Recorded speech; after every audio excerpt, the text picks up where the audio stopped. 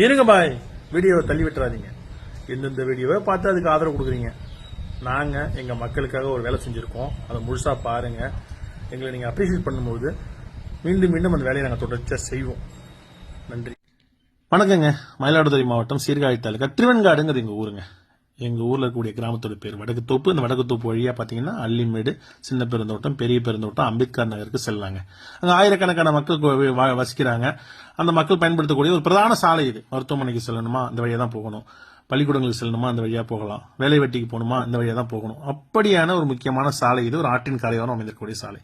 எனக்கு வினவு தெரிந்த நாட்கள் முதலா இந்த சாலையை சரி பண்ணி கொடுக்கணும்னு சொல்லிட்டு சாலை மறியல் போராட்டம் பண்ணியிருக்கோம். மனுக்கள் அனுப்பாத ஆட்கள் கிடையாது, பார்க்காத எம்எல்ஏக்கள் கிடையாது, மந்திரிகள் கிடையாது, அதிகாரிகள் கிடையாது. அப்படி எத்தனை முறை நாங்க போராடினாலும் மனு அமைச்சாலும் அது யாருமே கண்டுக்கிறது இல்லைங்க.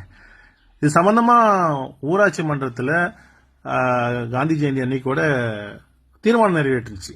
பல காந்தி ஜெயந்திக்கு பல தீர்மானங்கள் நிறைவேற்றியாச்சு. ஆனாலும் ஒரு விடுவி கிடைக்கவே இல்லை. இந்த சாலையை மக்கள் பயன்படுத்தவே முடியாத அளவுக்கு காடுகள் மண்டி, பாம்புகளும் விஷ ஜந்துக்களும் நடமாடக்கூடிய பகுதியாக மாறிடுச்சு.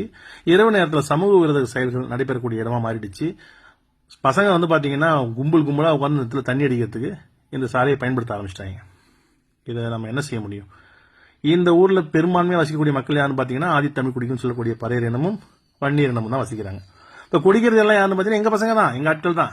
முழுக்க முழுக்க ஒயின் ஷாப்ல நின்று வாங்கிட்டு வந்து குடிக்கிறதுல எங்க பசங்க தான். கோடீஸ்வரன் வீட்டு பிள்ளைய வாக்கிங்காரில் வந்து குடிக்க போறான், எங்க வீட்டு பிள்ளைங்க தான் குடிக்கிறாங்க. அவங்கள போய் நம்ம காவல்துறைக்கு போன் அடிச்சு இந்த மாதிரி பிடிச்சிட்டு இருக்காங்க, பிடிச்சிட்டு போன்னு சொன்னோம்னா ட்ரிங்க் அண்ட் டிரைவ் கேஸ் போட்டு வண்டிக்கு 10,000 கட்டு 15,000 கட்டு காவல்துறை அவங்களை தொல்லை கொடுக்குங்கிறதுக்காக பலமுறை நேராக கண்டிச்சு இந்த மாதிரி செய்யக்கூடாது, இங்க குடிக்கணும்னு சொல்றோம். ஆனாலுமே பாத்தீங்கன்னா குடிச்சு பாட்டில உடச்சு போட்டு போறது தொடர் கதையா இருந்துட்டு இருக்கு. அது காரணம் இந்த ரோடு இப்படி இருக்கிறதால தான்.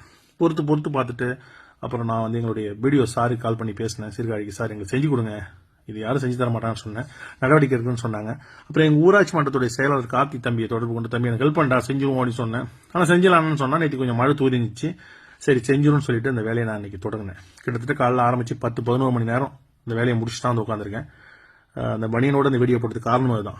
அவ்வளவு வேர்வை, அவ்வளவு வெயில் இருந்தாலும் ஒத்தையடி பாதையா இருந்ததை இன்னைக்கு 20 அடி சாலையா மாத்திட்டு வந்திருக்கேன். அது உண்மையிலேயே சொல்றேன், எனக்கு பெருமை தான். இந்த சாலை மேல ஒரு கிராவல் கொட்டி தாரோடு போட்டு கொடுத்தா மிகப்பெரிய புண்ணியமா போகும். அந்த காணொலியை பார்க்கக்கூடிய அத்தனை பேரும் பார்த்து ஷேர் பண்ணுங்க. எதையோ ஷேர் பண்றீங்க, எதையோ ஆதரிக்கிறீங்க. எங்க ஊருக்கு, எங்க கிராமத்துக்கு ஒரு விடிவு கிடைக்கும்னு ஆசைப்படுறேன். அதுக்கு இந்த சமூக வலைத்தளம் மிகப்பெரிய ஆயுதமா இருக்குன்னு நான் நம்புறேன். உங்களுடைய ஒத்துழைப்பு தான் எதையும் சாதிக்க முடியும்னு நினைக்கிறேன். இத்தனை ஆண்டு காலமா நான் சமூக வலைத்தளத்தில் பயணிச்சிட்டு இருக்கிறேன். இது வரைக்கும் வியாபார நோக்கத்தோட நான் செயல்பட்டதில்லை. அப்படி இருக்கிற பட்சத்திலையும் என்னுடைய பதிவுகளின் அடிப்படையில் எனக்கு முகநூல் நிர்வாகம் இப்ப மாதம் கொஞ்சம் பணம் கொடுக்க ஆரம்பிச்சிருக்கு. போன மாசம் எனக்கு 10,000 முகநூல் நிர்வாகம் அமைச்சிச்சு. அந்த காசுல நான் போன வட்டியே சொல்லியிருந்தேன், இந்த சாலையை நான் சரி பண்ணி கொடுப்பேன்னு சொல்லியிருந்தேன். அதுக்கான சூழ்நிலை நேற்று தான் அமைஞ்சிச்சு. உடனே அந்த வேலையை செய்ய சொல்லி இன்னைக்கு காலைல ஜேசிபி வர வச்சு கிட்ட இருந்து வேலையை செஞ்சு முடிச்சிருக்கேன். தயவு செஞ்சு இந்த காணொலியை பார்ப்பவர்கள் பகிர்ந்து ஆதரவு கொடுங்க. அதிகாரிகள் கண்ணில் படட்டும். உடனடியாக மேல ஒரு டிராவல் கொட்டி தார் சாலையா மாற்றி தரட்டும். எங்கள் மக்களுக்கு ஒரு விடிவு கிடைக்கட்டும். முகநூல் மூலமா நம்ம எவ்வளவு நாளும் புரட்சி பண்ணலாம். சமூக வலைத்தளங்கிறது அவ்வளவு சக்தி வாய்ந்த ஆயுதம். இது வெளிநாட்டுலாம் அப்படி பயன்படுத்துறாங்க. இங்க தாங்க கேவலத்தோட உச்சமா சில பேர் பண்றதோட சமூக வலைத்தளம் அசிங்கப்பட்டு பண்ணிக்குது. நமக்கெல்லாம் அதெல்லாம் மாற்றணுங்கிறதுக்காக நம்ம தொடர்ச்சியா போராடிட்டு இருக்கோம். நம்மளால இங்க ஆதரிக்கிறதுக்கு ஆள் கிடையாது.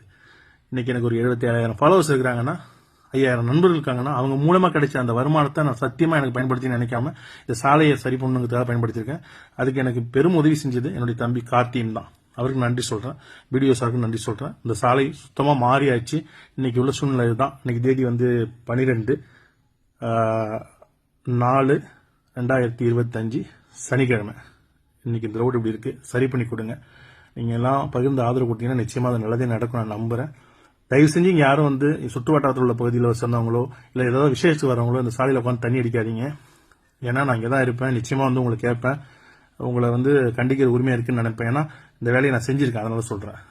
என்னுடைய முகநூல் நண்பர்கள் இந்த காணொலியை பகிர்ந்து அரசின் கவனத்தை ஈர்ப்பதற்கு உதவி செய்யுங்க.